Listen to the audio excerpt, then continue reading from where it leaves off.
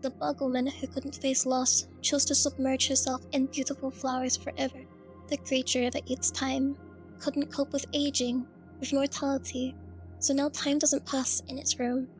The attacker whose real relationships failed now lives surrounded by his fictional heroes, who love him unconditionally. The samurai, consumed by vengeance, is frozen in a moment just before a duel he can never lose. Each room is its own private paradise. Each one is also a cage, and most of the residents have made peace with that, because the paradise is better than anything the real world was offering them. Alice, however, immediately walks out the door. She's heading for room 000, the zeroth page of the book, the only exit, the only way back to the real world. And every step she takes away from room 431, she starts to rot. Her body decays in real time.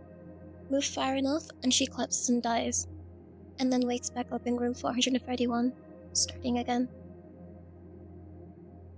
She does this over and over, dies, resets, keeps going.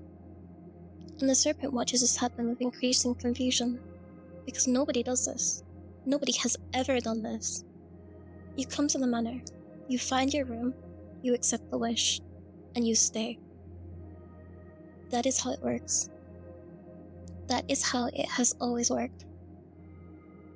So why won't she just stop?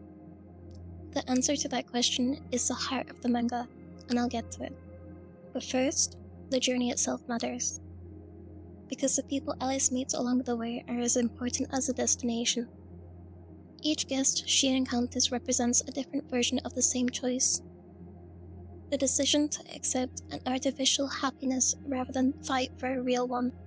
The bug woman who chose beauty over grief. The samurai who chose the fantasy of revenge over the uncertainty of moving on. The researcher who chose the safety of knowledge inside the book over the chaos of the outside world. They're all sympathetic. In some cases, they're genuinely heartbreaking.